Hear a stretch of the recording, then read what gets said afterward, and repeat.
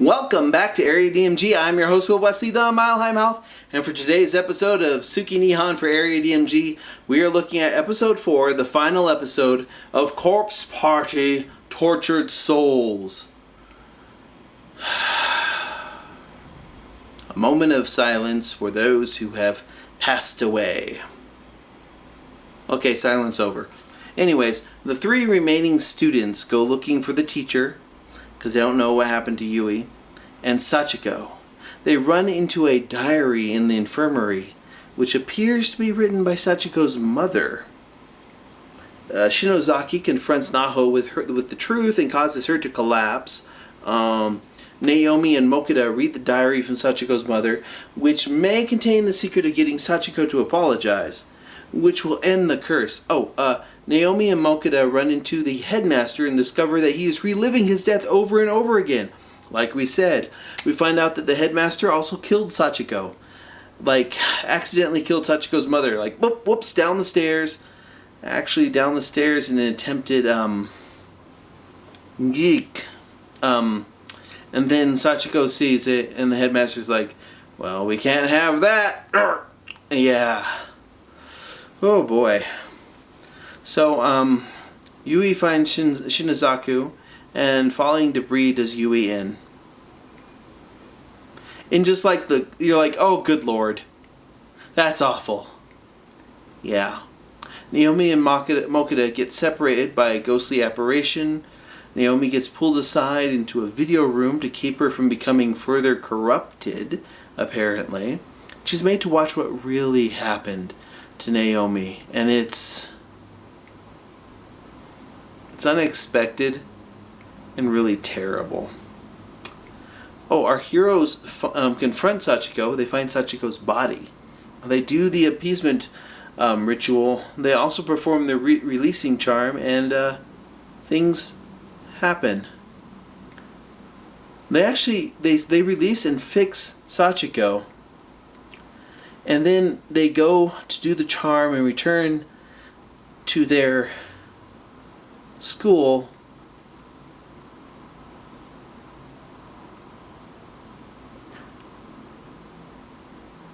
This is not the true ending to the game.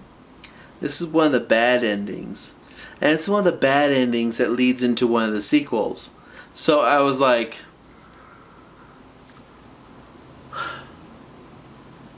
the whole point of horror is when it's like you're reaching toward that goal, like you're going to do it, and then you just fall short because of some cruel twist of fate.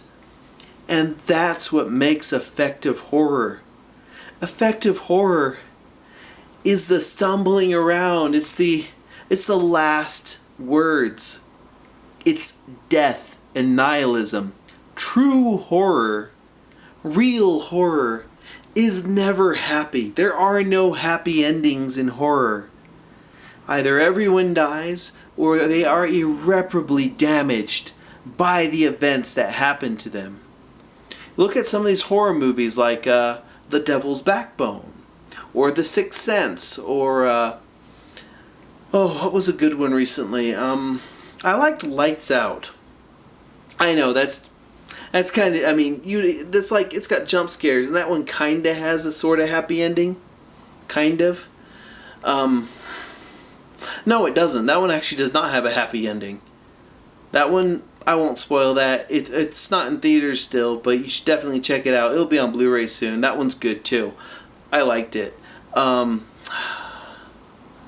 Real horror doesn't let up.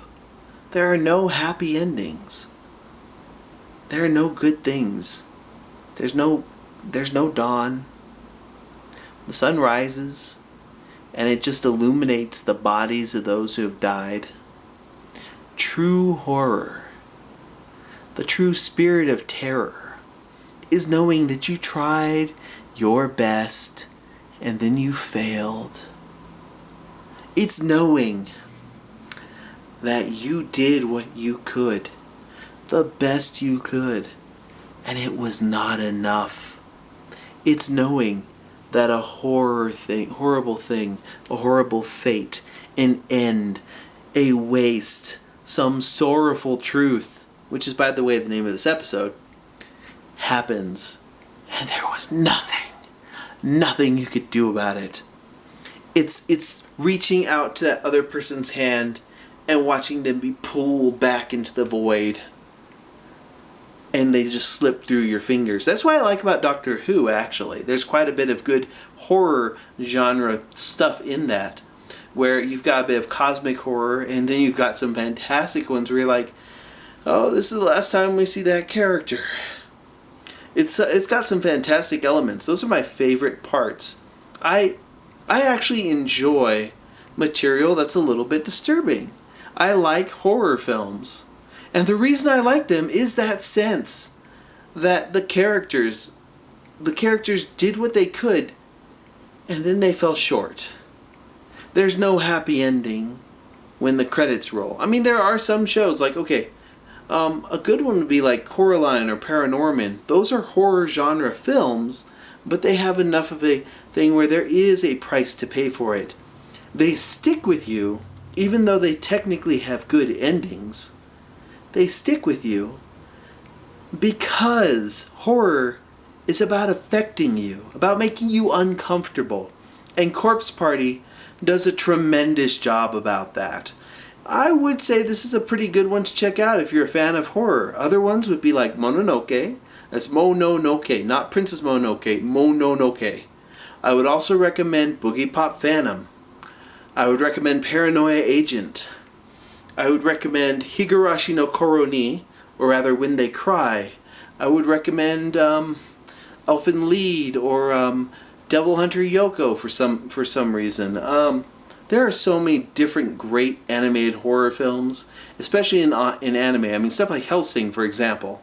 Although some of these have good endings, the best ones don't.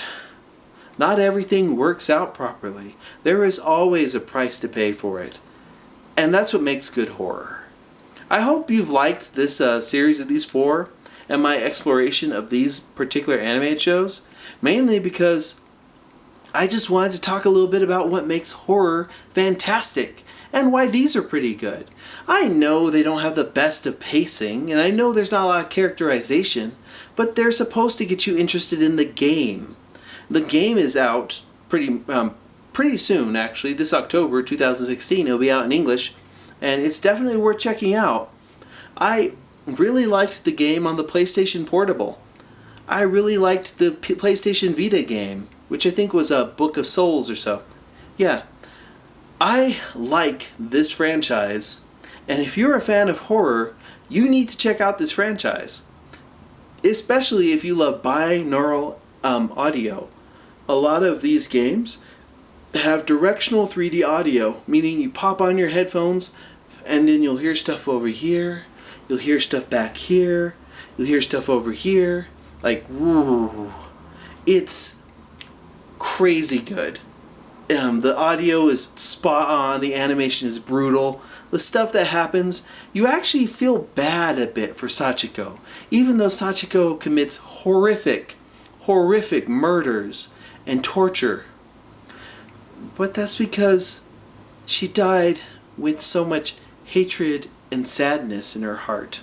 You see, in Japan, these spirits that take over spots, they're there because they are the product of a tragedy. I actually also recommend checking out the Whispering Corridors series. That one's fantastic. I also liked the Suicide Circle ones. Those ones are good too. But yes, I hope you check out this horror anime. I mean, even though I've kind of been spoiling a little bit here and there because these are review discussions, I hope that even if you haven't seen them yet, you'll be interested enough to go check it out. Because if you're a horror fan, you should check it out. It's pretty good. Let me know in the comments below if you've seen this series, though, and what you thought of it. Also, hit that like button, that thumbs up if you haven't already. Hit that subscribe button if you haven't already. Share if you haven't already. And until next video comes out, you are now caught up.